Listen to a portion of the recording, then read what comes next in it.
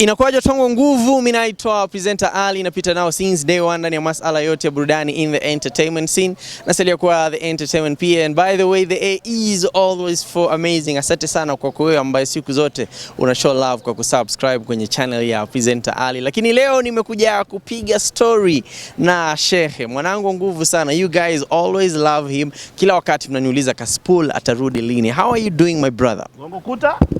Gongo kuta Zandani Shehe. Zandani Shehe, vipi bro? Mungu anasaidia, Mungu amekuwa mwema. Good to see you too. Nimefurahi kuona leo. Mungu anasaidia, Mungu amekuwa mwema. Tunasema atumpe nini Mungu? Ila tu kumshukuru kwa sababu mbona sisi tu ndo ametuchagua. Wengine wako wengi kama sisi, lakini sisi ndo bado tunatamba. Tunamshukuru Mwenyezi Mungu. Tunasema asante. Okay, kwanza niseme kwamba watu siku hizi wanakupenda, mashabiki kila kona. Unajua kuna msemo unasema muda ndo msema kweli. Muda ndo msema nini? Muda ndo msema kweli. Muda itasema wale ambao wanakupenda. Muda itasema wale ambao wanakuchukia. Utapata wenye wamekupenda kwanza ndo wanakuchukia baada ya muda, na wenye walikuchukia tena wanakupenda. So muda ni msema kweli. Amazing sana. Kuna mambo mengi yamekuwa yakifanyika kwenye industry, na wewe kama miongoni mwa watu ambao unajua mnatushauri sana na kutuelekeza kwenye industry, nimeona ni kutafute kwanza story ambayo imenipiga na butwa, ni story ya NRG. NRG naona wameamua kutoa vijana kwenye game na kuleta wazee kwenye game. Kuna kina DNG pale. Kuna kina KRG the dog. Unajua kwanza mimi sijui kama hiyo jina sita kutaja. Mwenyewe nasikia anaitwa Kevin Mlei. Yule mwana yule. Tumetoka naye mbali sana, tumekuwa back in the days. Amefanya vitu kubwa sana. Lakini nadhani muda ikizidi kusonga, mawazo inazidi kutoka. Unatoaje madogo unaleta mang'ombe zimezeeka? Babu, pale kuna nani ambaye anaweza kumove radio? Pale kuna nani? Nitajie. Ezekiel. Nani huyo? Alitesa kwenye TV. Siwezi kuongea kuhusu watoto wa kike. Okay. Nataka unitajie watoto wa kiume ambao wameenda kwa hiyo station ambao umetaja. Ni Dufla Diligo. Dufla ni nani? Dufla anaweza kuchange nini? Ako na nini, followers wa gani? Shehe. Dufla follower wake ni KRG. Anapiga na KRG. Babu, nimekurudilia na kuambia Dufla ni nani ndo apelekwe kwa station. Tunajua wamepewa kazi ya bure, wamepewa platform. Hakuna chochote wanalipwa, lakini Zandani hizo. Zandani Shehe. Wacha bana. Walipiga magoti. Walipigia Kevin Mlei magoti wakasema tunaisha huko kwa online, tunataka tuinue. Lakini ndugu yangu, wanaua radio. Babu, nikuulize, KRG ana nguvu gani, ana following gani? KRG siku hizi influencer. Babu, umechukua watu waliovuma na wapeleka kwa station, ni makosa Kevin, unakosea. DNA. Mwana yule. Sheikh yule mwana kabisa. Lakini baada ya ezani babu. Kwa nini? Generation ni mpya ambayo inasikia hiyo station. Unapatia pointi? Yeah. Unachukua Shafiweru, Sheikh, Shafiweru nani? Shafi alishiwa babu. Mwacha afanye kazi ya county. Kwa hiyo unataka kusema kwamba hawa watu ambao wamewekwa sasa hivi wapeleka nani? DJ GR, sijui GR ni mgani huyo Sheikh? Kevin anakosea, nikaa Kevin amekosa hela babu. Anataka watu wa kufanya volunteer. Watu wamejaribu ma station zote, wamefuliwa, wameenda pale, wameenda kumwaga uchafu pale. Unajua niko hapa naangalia page yao imewaka kweli, mastaa. Inawaka nini? MCJS nani alianguka kura? Lakini anaweza kupeleka failures. Mtu alianguka kura, ndugu yangu, unampeleka kwa TV station, unampeleka kwa radio station, aongee nini Jesse Churchill alitoka akaisha. Babu, unaongea kuhusu nani? Kwa hiyo unahisi kwamba ni makosa alichofanya? Nadhani Kevin Mlei ameishiwa pesa. Sasa natafuta watu ambao wameishiwa, waliovuma. Wale ni waliovuma ndugu yangu. Mimi nakwambia na nakurudilia, leo hii chukua ile gari ya KRG weka pembeni, chukua nywele ya kishelisheli ya KRG weka pembeni, chukua macho nne weka pembeni. KRG anabaki na nini? Content gani? Mambo imechemuka. Babu, ndio mnadoa KRG. Lakini kuulize, nimekwambia muda ni msema kweli, ku maintain zile video zitakuwa ngumu. Mtu yote ukitaka, naambia vijana, ukitaka kusaidika kwa maisha, trust the process. Ingia babu, gold inapelekwa through refinery babu, inachomwa kabisa.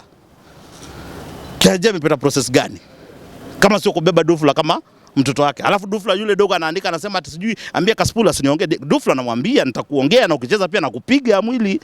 Lakini energy kuna energy inalipa mchele mrefu. Gani? Utaniambia amechukua wao mastaa wote na hawezi akawalipa. Babu, mimi sijataja jina ya redio, lakini nakwambia na kurudilia ya kwamba imeishiwa hiyo redio. Wamepeleka maswara pale. Wala wanaswara ndugu yangu. Kothe lakini anaweza. Akothe ndo anaweza. Mtoto wa kike mimi namsifia, mbona nisimsifie? Anaweza, akona following. Lakini wenye wamebaki ng'ombe nyeusi na swara hawawezi kazi. Wewe unahisi nani wangeweza ile kazi pengine? Babu, kuna madogo wanakuja. Madogo ambao wako fresh kabisa na wako na following kubwa. Mlei pia madogo platform. Unataka kuua redio nyomejenga jameni, unapeleka maswara jameni. Watu ambao wakubaliki na bingu na ardhi jameni, unawapeleka pale sheke. Unapeleka Dufla. Unaleta mikosi ya Kainuk kwa studio. Unapeleka KRG. Zandani. KRG anafanya nini? KRG nani sheke? KRG nani? KRG na podcast huwa anapiga. Nimekuambia DNG ni mwana, lakini pia hafai kuwa pale. Anajua mimi ni mwana, anajua. Rafiki yangu sana ule jamaa sheke. Akawa hapo utamwambia kweli wewe ufai. Ule ni rafiki yangu, KRG ni rafiki yangu, anakuja kwangu, amekuwa birthday ya watoto wangu, amekuwa ni mtu wa mwana wa ndani. Muulize DNG ananijua, mimi namjua. DNA. Lakini DNA hafai. Ile ni station ya vijana wadogo ya mapua hiyo. Vijana wadogo utawauzia nini? Utawauzia mambo imechemka. Vijana wadogo wanakuja bado, wale ni mababi babu. Kwanza walianzisha station kwa kuweka ni ya mababi. Ndio unaona yule jamaa anaitwa Majimaji alijua Ghetto FM ndio ipande juu, lazima alete wana ambao wameshika mtaa. Na ndio unaona Ghetto FM ni number 1. Huwezi compare hizo ma station zingine kwa sababu zinaongea kuhusu mtu. Juzi kaniambia Cassypool, mbona unafanya interview kwa Kiswahili? Nafanya na kwa sababu nataka kufikia wana. Sina time na mabombe, sina time na mababi. Kiingereza nazo ongea ndugu yangu paka ukimbie. Acha bana. Sina time babu. Mimi mbona nitafuta watu wenye wanakuwa ma Netflix wanakula nini? Ile ni crowd gani ile? My guy you guy. Ya nini babu? Okay, kuna mambo mengine pia yamekuwa yakiendelea. Kuna jamaa anaitwa Mckenzie ameleta utata sana kwenye mitandao. Anaambia wana wafunge mpaka wafe wakamuone Yesu. Umezisikia hizo? Babu, hii swala ya dini na approach na a lot of care. Na approach na a lot of care. Na ni uchungu sana kwa sababu watu wamepoteza marafiki, mandugu, jamaa kwa hiyo msiba ambao mtu anahisi ya kwamba yeye anaweza kuambia watu fulani pale fulani wafanye vile wanafanya. Babu, mimi ni Mkristo. Tunasahau kuna kitu inaitwa depression inasumbua watu. Inchi kwa sasa haina hela. Watu wanaumia. Watu wana pesa kulipa kodi. Watu wana pesa ya kujisimamia na kulipa hata karo. Wakati mtu anakuwa depressed, psychology inasema kwamba chochote utamwambia atafuata. Sisi tunapiga sana kelele tukiangalia media inasema kwamba fulani lakini tunasahau ya kwamba kuna Mckenzie kama 20 wako hapa ndani. Wacha. Ni juu hajafunguliwa tu, hajaonekana. Juzi niliona yule dogo anaitwa Ringtone akiongelea mambo ya Mckenzie, nikakwambia na nilisema huyu mdogo nimekuwa nikimshuku sana, yule dogo ni timu moja na Mckenzie. Wacha. Babu, niliingia gari ya Ringtone juzi, nikasweat, nikajua huyu mtu ni mapepo ako nao kwa gari. Ringtone ako na mapepo. Babu, ule ndio sasa hiyo dini za ndani shekhe. Gonga ukuta. Gonga. Za ndani shekhe. Za ndani. Babu, ni serious. Wewe watu wamepoteza maisha, unaenda unakaa chini unasema kwamba wameenda bingu. Ringtone tunamshuku, tukua tumemshuku, tumeconfirm jana kwamba yeye ni muabudu shetani. You don't joke. Watu wamepoteza maisha shekhe. Watu wamezika madada zao, mandugu zao. Wewe unakuja kwa kamera unacheza. Umekaa kiti nywele unacheza na nini imejaa ina shine. Unaongea kusema kwamba watu wameenda nini? Mtu aliniambia huyu mtu ni hiyo type. Ambia Ringtone tunamjua yeye ni muabudu shetani. Kwa hiyo wewe umeona Ringtone ana operate usiku. Wewe umeona Ringtone mchana pale? Labda kwenye event. Wewe umeona mchana? Hata event anakujanga saa 12. Kwa sababu zile vitu za huko zimemwambia tembea usiku ndo apate maarufu. Ukienda pale GNR utampata usiku. Amekati na wapumbavu wa gospel wengine pale wanakunywa chai ya 60 bob pale. Ringtone mmoja. Kama umpati pale utampata klabu. Unajua klabu? Pale UN. My special. Wameka nyanya ya 20 bob. Chapo mayai. Pale unampata na anatembea na wala wana. Mbona Ringtone kila matanga lazima umpate? Jiulize. Ni kwa nini? Za ndani shekhe. Uwezi kutoka, tunataka serikali ichunguze Ringtone. Afuate mwenzake kwa jela huko. Kweli? Na hii kauli ya kuambia watu kwamba wasile kabisa, wafunge kabisa mpaka wafe. Wewe unaionaje? Babu, unapokuwa desperate for anything, you'll do anything. Ndugu yangu, nimekuambia depression inapeleka watu pabaya. Na ukipata suluhisho ambao ni ya kiroho, mambo ya kiroho uwezani nayo. Dini ni mambo ya kiroho, ndio unaona hata pale yule anaitwa Mckenzie kupatikana na hatia mingi itakuwa ngumu kwa sababu ni mambo za kiroho. Depression babu. Wewe soma Biblia kama wengine. Tafuta uhusiano na Mwenyezi Mungu, utagaidiwa kujua ya kwamba hii ni uongo, hii ni ukweli. Lakini wasiweke makanisa zote, wasipige watumishi wa Mungu. Kuna watumishi wa Mungu ambao wamebadilisha maisha ya watu, shekhe. Watumishi wa Mungu ambao wameombea watu walikuwa uwezo, wamebadilika, leo hii wanafanya mambo mazito. Mimi naniuma personally, nasimama na Pastor Ezekiel, uweze shika huyo mtumishi wa Mungu. Ameshikwa leo. Lakini babu, mimi namjua. Mimi ni mtu nimeenda kanisa yake babu. Ameaisaidia mama yangu babu. Mimi leo hii nikikuwa mwizi na unanioji, inamaanisha wewe ni mwizi? Lakini kuna siasa kwa kanisa ambazo watu hawajui za ndani, shekhe. Za ndani. Watu wakikuona nyota yako umepanda, umekuwa kama Ezekiel, umefanya vitu kubwa na huko hapo pote ulikuwa mtu yote, wale mapasta wanatoa hela, wengine ambao ni wabaya wanaenda kupiga ule Ezekiel. Sasa imebadilishwa, imekuwa siasa. Kwa hivyo Ezekiel sasa hivi anapigwa vita. Anapigwa vita na watumishi wa Mungu wengine ambao wengine wao ni wakora, ndio wameinuka dhidi yake. Na babu, nataka uninukuu. Yule dogo atashinda vita, yule pasta atashinda vita babu. Ezekiel ni mtu ambaye tunamjua, ni mtumishi wa Mungu. Unajua kitu ambacho kinashangaza watu wengi is the fact that some of these popular pastors they have a cultic following. Yaani wana followers wengine ambao wanazidi kiwango. Babu, kanisa ndo watu wanatafuta hope kwa sababu politicians wamekosa kupea watu hope. Politicians wakishatumia watu wanarudisha kwa hata vyoo, wanasahau watu. Kawaida mbona? Unapokimbisha kanisa umebari body more than 100, unasahau ya kwamba kuna watu wanafanya maandamano, watu wanakufa kama 200. Huyo anafaa kwenda ICC. Vile huyu mtu mwenye anazika watu 80 people anafaa, kwa sababu maisha inapotea. Na the reason why wanafuata pia politician kwa sababu hawana hope. Njaa imejaa, dhiki imejaa, depression imejaa, vijana wana hope. Vijana wanafika pale wanaenda kwa cult, kwenda kutafuta vile wanaweza kukua, wakuwe maarufu, wengine wanatafuta vile wanaweza kutafutia watoto wao, wengine wanakosa hope. Na ndio maana utapata vijana wengi wako kwa prison, vijana wengi wamekufa. Ni kwa sababu gani? Wamekosa hope. Na the best way ya kufanya kitu yote, mtu anaogopa kushika binduki, anaamua kwenda kanisani labda ataongezewa pesa. Anakutana na jambazi kama Mckenzie, anamuingisha kwa hizo vitu babu. Uchungu shekhe. Mckenzie alisema mshike tu, lakini kenye kitawaramba. Nataka watu waambie watoto wao ya kwamba leo Ezekiel ameshikwa, wasiandike vitu za kijinga. Wewe una ukweli gani ambao unaweza ukadhibitisha kwamba Ezekiel ni mcha Mungu, ni mtu wa Mungu? Babu, mimi ni mcha Mungu sana. Naheshimu Mungu sana. Naogopa Mungu sana. Nimesoma Biblia. Nimejua mambo za kiroho sio mambo ya kuchezewa. Na hiyo Biblia inasema ya kwamba usioneshe mtumishi wa Mungu kidole. Hata mimi sijai point Mckenzie kidole. Unapata hiyo point? Mambo za kiroho ni za ndani shekhe. Za ndani shekhe. Unapata hiyo point? Lakini tume raise generation ambao wao wakiona media inaongea, mtu ameshikwa, ashikwe, aweke ndani, ni laana wanajitafutia. Wanyamaze kabisa. Mambo za kiroho ni ndani. Ndio unaona tumelea watu ambao ni watu wabaya. Kwa sababu mtoto wa miaka 16 hajui mambo ya kiroho, anaenda anaona mtumishi wa Mungu Zeka amewekwa pale, anasema awekwe ndani. Wewe unajua nini wewe?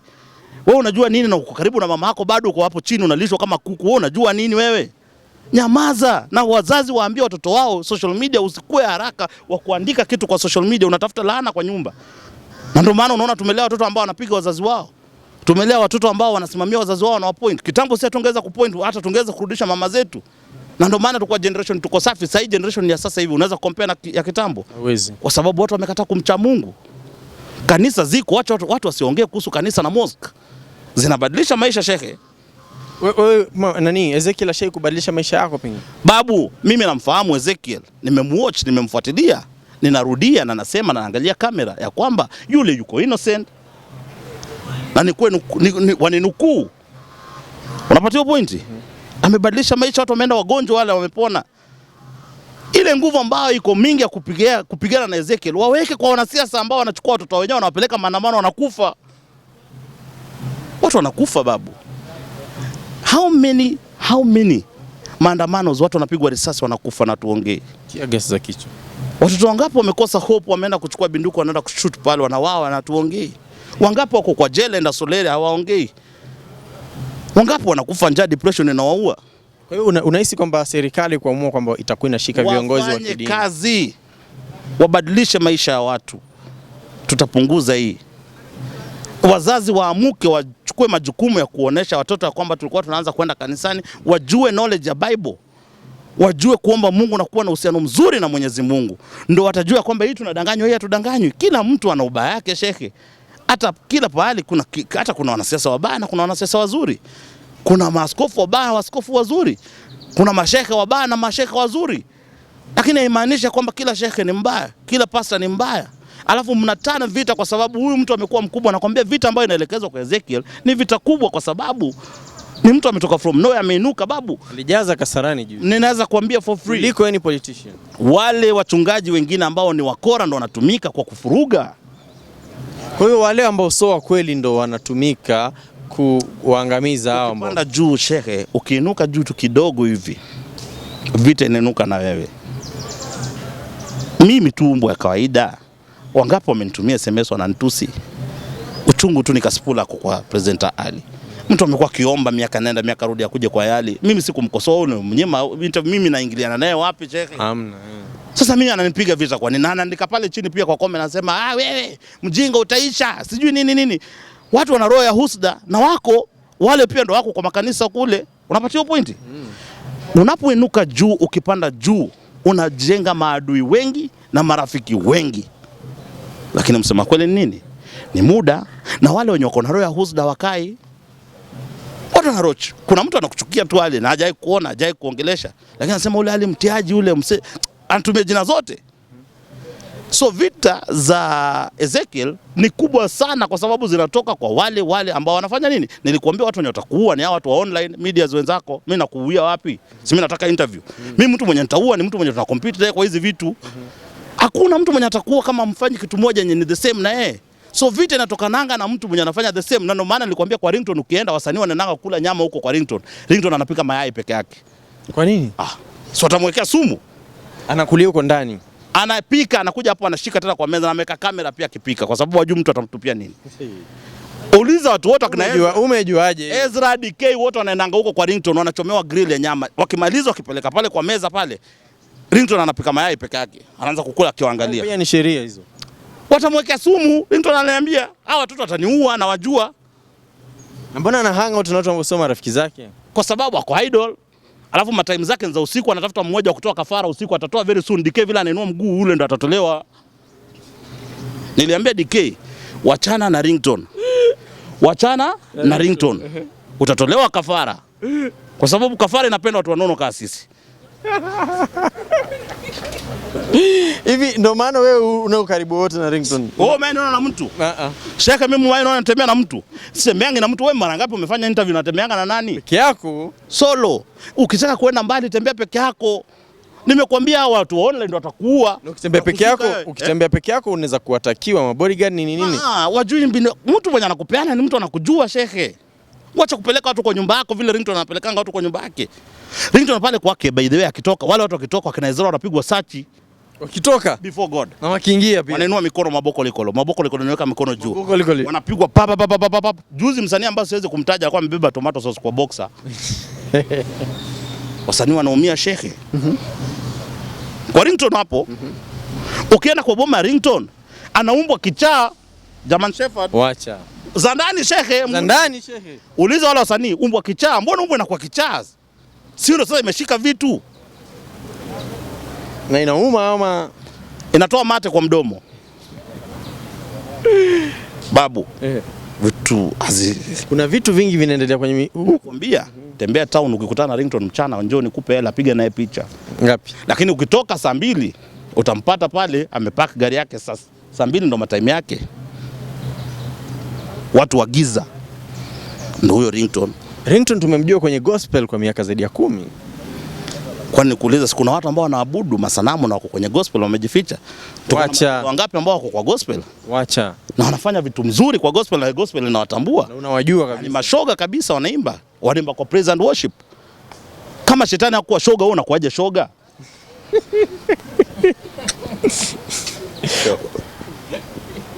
Unakuaje mtoto wa kiume unafokonyolewa?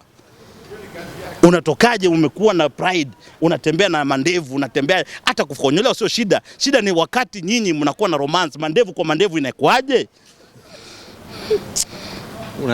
Inakuwa zandani shehe. Hii ni geni sana wewe kusema kwamba kuna wa gospel, watu wasanii wa gospel ambao unajua wanamwabudu shetani, wasanii wa gospel ambao ni wana worship shetani, wako na altars na wana possess watu. Haimaanishi wote ni wabaya, but we are saying that kuna shetani na kuna Mungu. Na lazima shekhe ujue kuna shetani na kuna Mungu. Kwa faida tu ya mtazamaji. Unapata pointi? Nakupata Msaidie mtazamaji ambaye atawezaje kujua kwamba huyu ni mtumishi wa Mungu, huyu sio wa Mungu. Kuwa na personal relationship with God. Wewe kama Ali, kama una Quran, soma Quran. Ni Muislamu, mtoto wa Kiislamu. Kama una Biblia, soma Biblia. Kuwa na uhusiano mzuri na Mwenyezi Mungu. Biblia inasema ya kwamba kama hujaokoka wewe ni mtoto wa shetani. Unapata hiyo pointi? Wewe kazi ni kukaa kwa nyumba, kuona TV, ukitoka kwa nyumba uende ununue smoki urudi kwa nyumba, haujai kuona hata kitu ya Mungu, hujai soma Biblia. Kazi kama wewe ni mwanaume ni kubadilisha mademu. Utakosaje kuwa na relationship? Utakosaje kukutana na shetani mwenzako? Kuna ulimwengu wa kiroho na kimwili shekhe.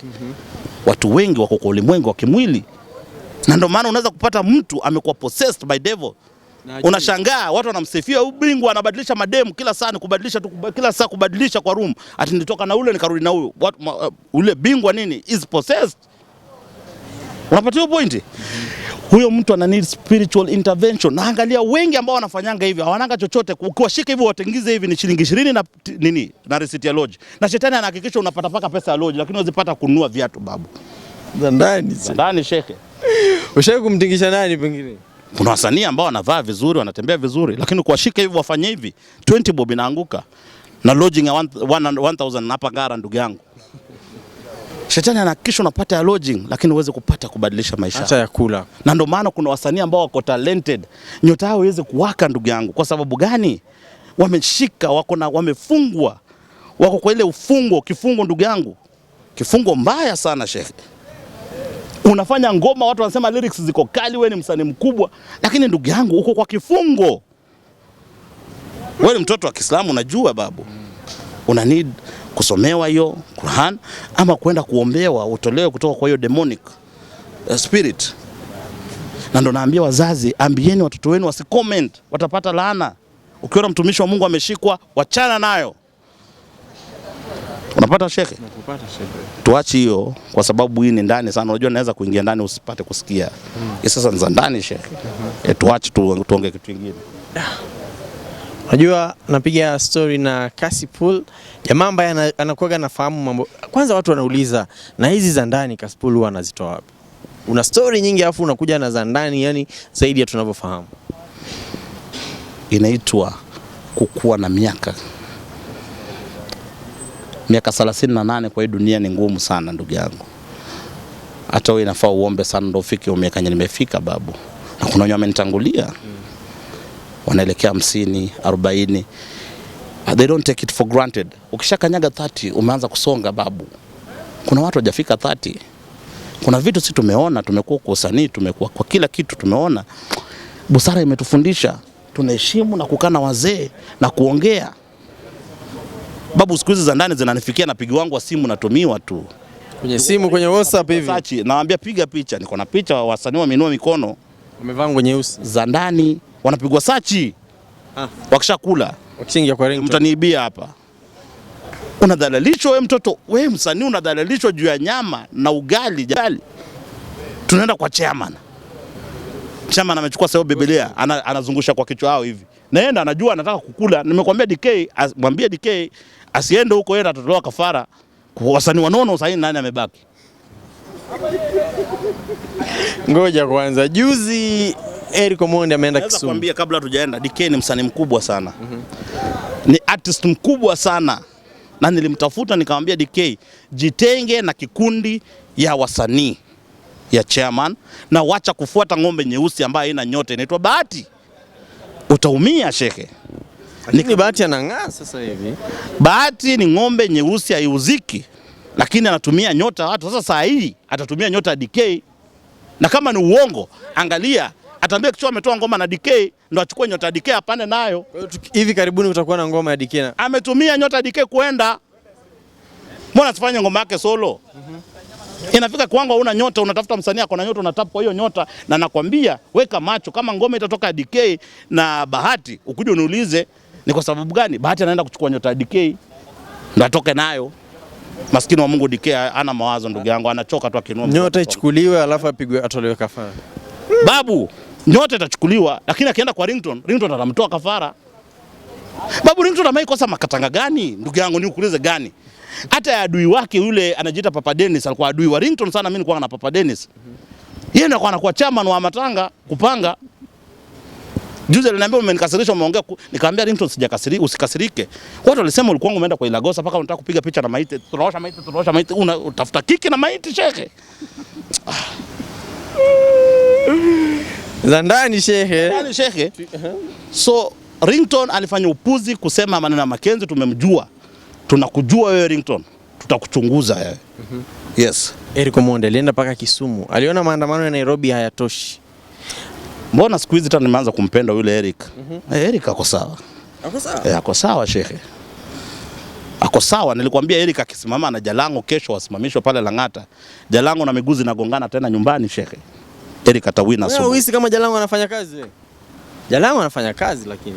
Babu, weka Eric Omondi, weka Jalango, wallahi mamaangu. Wallahi mamaangu anaenda nyumbani shekhe. The next MP wa Lang'ata ni Eric Omondi. Andika kwa kitabu kuja uniambie. Nimekwambia Bahati anatumia nyota nani? DK. Ya DK. Kama ngoma itatoka, andika chini. Director andika hiyo. Andika chini. Andika chini. Na DK akizidi kuona kwa Ringtone, mpe mwaka moja. Tumemwona Bahati ameingia pale UDA tukafikiria kwamba ndio nyote na ng'aa zaidi. Senge tu mtoto wa mtu mpumbavu yule anaenda kufanya nini kwa nini? Wale watu wameisha wale wakiwa na Cleophas Malala wale. Watu useless kabisa. Watu pumbavu sana. Watu walisema walinipa za ndani kwamba huyu jamaa anakasirika kwa sababu Cleophas alikataa kumsaidia. Mimi Cleophas ni nani? Mimi Ruto ananipigia simu nakwambia, anaangalia kamera nakwambia shekhe. Mimi rafiki ya Ruto babu, mimi rafiki ya president. Chabana. Shekhe, mimi ni rafiki ya president. Cleophas ni ameandikwa kazi, amesaidiwa. Hata sisi ndo tuliomba tukasema umsaidie huyu na tai yake ya yellow na socks ya yellow, huyu ataisha, huyu atafuliwa. Msaidie apewe kazi huyu akaekae pale hivi ajisaidia. Kiburi imemuingia kwa kichwa. Lakini mimi Cassypool nakupigia simu uchukue. Lakini Cassypool kama wewe ni ndugu ya president, tungetarajia hata upewe cheo pale kwenye. Mimi nipewe nini shekhe? Mimi nilisimama president, mimi nipewe nini shekhe? Mimi nipewe nini shekhe? Hata kazi ambayo ina hela hivi. Nipewe nini? Kitu nyetanifunga nisiongee. Kwa hiyo ulikataa kazi. Kwa hiyo ulikataa kazi. Sitaki kazi shekhe. Nimewahi kuomba. Sitaki kazi shekhe. Babu, una mtu wa ndani babu. Unanipigia simu sana. Usikia? Babu, Cleophas Malala ni mtu ambao sisi tulisema kwamba ameanguka governor, ameishiwa. Ana mbele wala nyuma, msaidieni mtoto asijinyonge. Akapewa kazi ya SecGen. Ikamuingia kichwa, ikamjaa kichwa, akaona yeye sasa ndo mzito sasa. Akitembea anatembea hivi kama mabega ziko hapa, ni kama anachomeka hapa hivi. Hawezi kuchukua masimu kusema nini, tukasema wewe kamera ikiwasha tutakuongea. Natafuta president, rafiki yangu sana. Nawekea ule mdogo fitina paka atafukuzwa kazi shekhe. Utamfitini kabisa. Utamfitini ule. Kama mwambie hivyo, namfitini. Umesema Ruto anakupigia, mara ya mwisho kuongea naye ilikuwa nini? Babu, hizi ni za ndani sasa, usianze kwa yule ni president babu. Ni mwana. Vile tunaongea naye ni mwana mimi. Shekhe, mimi siko level kidogo babu. Sikuoneone. Unajua nilisimama president? Najua. Sasa nini tena unauliza sheke? Kwa heshima. Kwa heshima uliza wale wengine maswali kama hizo. Mimi niko level nyingine tafadhali. Weka tu heshima kidogo. Lakini pia mimi nakuheshimu sana. Na ndio maana unaona sina zile mbwembwe za kina KRG za kina nani. Wale mbwembwe ikiisha watajinyonga. Ukiona KRG karibu na kamba, chukua kamba, kimbia nayo ndugu yangu. Nimeona Obina ametoka Kiss, sasa wanatafuta new replacement. Wewe unahisi ni nani ambaye anafaa pale? Nani huyo ametoka Kiss? Oga Obina. Tuongelee kuhusu Kiss. Mimi naomba kitu moja, nataka ujue na usikilize kwa makini. Competition ambayo imekuja ni kubwa sana. Competition ni kubwa. Mwenye Kiss rafiki yangu sana anaitwa Patrick Kwako, mwenye Radio Africa. Wamekuwa wakileta watu ambao wana nyota. Wamekuwa wakileta watu ambao wana nyota. Kuna mtu alinipigia huko akaniambia nataka mimi, nikamwambia mimi niandikwe kazi. Kuna upuzi wewe, kichwa chako walikupatia kazi wako mzuri wewe. Acha mimi ukakataa kabisa. Mimi ni Kwa hiyo wewe uliitwa Kiss ukakataa? Mimi Cassypool presidential candidate, unless wa renovate na watoe kila kitu pale na wanilipe kama milioni 4 kwa mwezi, kwa sababu naenda huko na nyota. Ikishindikana babu wakuchukue wewe, wachukue mimi, wakuchukue wewe. Butita ni ng'ombe nyeusi auziki pia. Butita alisema anataka 1.2 million. Ya nini? Apewa na nani? Apewa na nani? Na yupi? Wakikuja pamoja kama seti moja na Kido ama nani? Lakini pia Kido mnoma pale kwenye redio. Usinitajie jina Kido. Yule mtoto usinitajie jina Kido. Mwambie interview yangu ya mwisho alinizingua. Yule nikimpata pale popote, wallahi kama huko aanza kukimbia. Kwa vile siku hizi nimewazingua kwa mdomo, sasa nataka kuwazingua kwa mkono. Nimekwambia natafuta dufla nitamchapa kama mtoto mdogo yule. Ya anaandika nini alafu anaambia mtu atule Cassypool nikimpata dufla nitamchapa yule mtoto yule. Mwambie mimi nakuzingua na mdomo na nakuzingua tena kwa mkono ndugu yangu. Sasa ni mchezo sheke. Umeona anatembea na watu. Lakini pia YY nahisi anaweza ile role ya Kiss pale. YY nani Butita ongeza na Kido. Wapigwa wote set moja 300. 300. Wote watatu. Kwa hivyo kila mtu laki yake. Laki waende kupumzika nyumbani sheke. Hawana talanta sheke. Hawana talanta. Talanta sasa ni mimi tu na wewe sheke. Kwa mimi naweza ile. Unaweza babu. Naua. Na wakiniita, meet requirements wakuite pia. Ndio requirement. Wewe ndi peke yako. Ya nini? Kwa hiyo studio ndogo nye mtu aweze pumua, waweke kubwa. Waweke ya conditioner ndani. Na naenda contract ya miezi ngapi? 3. Cassypool jina kubwa sheke. Jina kubwa imevuka boda ndugu yangu. Ingia Tanzania najulikana. Napendwa na masera.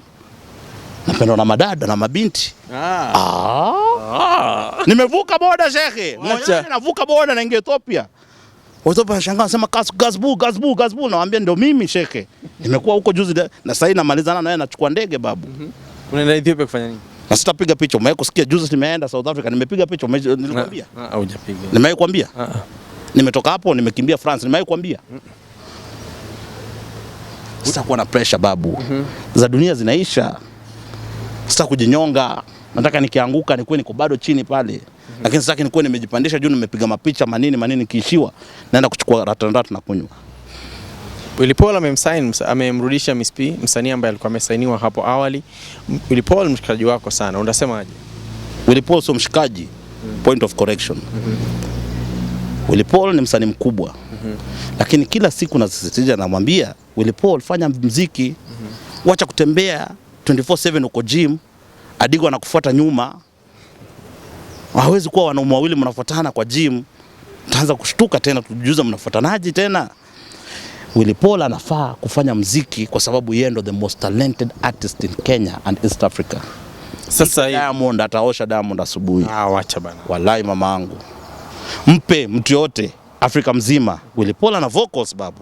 Willy Paul ni mwandishi mzuri babu. Miss P ni mkali sana. So ndo nakwambia lazima Bahati atafute DK kwa sababu kuna kitu inakuja inaitwa tsunami ya muziki. hiyo collab yenye Willy Paul anaenda kutoa sasa, watu wapumzika wakae tu chini. Waketi wajione. Atafunika paka imechemka, sijui imechemka ataka mambo imechemka. Hani Willy Paul alitoka paka wajinga kama kana Kerijo anatoa mambo inachemka na inapigwa muziki kwa studio kweli. Kama kana Do Flower wanatoa muziki kweli napigwa babu. Alikosea wa Kenya. Arudi vizuri. Kwa na muziki mzuri, muziki chafu haichezwi. Wakikosa content watacheza muziki chafu kama hiyo imechemka babu. Unapata hiyo point? Nakupata. So Willy Paul alikosea wa Kenya, akajisahau akaenda gym akafuatana na Adigo, arudi wafanye kazi na Miss P, muziki mzuri zitachezwa. Okay. Lakini Cassypool hapa tuko naye, alafu tunazidi kupiga story nyingi. Of course Cassypool, wewe kama mtu ambaye of course una mambo mengi ya kusema kwenye mitandao, watu wanahisi kwamba Cassypool ako na chuki sana na watu. Sina chuki babu. Mtu mwenye hanielewi na mtu mwenye ana akili fupi kama mkia wa mbuzi ndo hawezi kunifahamu nasema nini. Sina chuki na madogo wala sipigi madogo, narekebisha madogo. Unapata point? Narekebisha madogo. Mwenye anataka kuchukulia vibaya, chukulia vibaya. Siwezi pendwa na kila mtu na siwezi chukiwa na kila mtu. Na mafans ambao wananipenda kama ni 1%, so be it 99, maheta sawa. Kukufa ni siku moja, kuzaliwa ni siku moja, lakini ukifika kwa kiyama watakwambia uliambia nini watu, utasimama useme niliita President Ali nikamwambia madogo wabadilike. Nilikuwa najaribu kubadilisha jamii na kuwafunza, lakini walinikubali na wakanikataa. Mimi nikiona ukweli ni vile uliona Yesu aliona Yerusalemu akafurahia, mimi nikiona ukweli nafurahia. Sikia dogo. Cassypool huyo. Unasikia dogo? Sikia. Zinaingia ziingii. Zinaingia. Mbona sikia temperature? So Cassypool mambo ni mengi, utasemaje? Sikiza dogo. Weke heshima. Ukiita unaweka daktari Cassypool kuwa na heshima, wewe umeanza kukosea heshima. Nimekuwa nikipiga story na Daktari Cassypool. Mimi naitwa presenter Ali, your entertainment PA, the A is for amazing. Siku zote ukitaka kufanikiwa usipende kusifiwa. Behind the camera director Frank na director Kaka. I'll see you guys in the next video.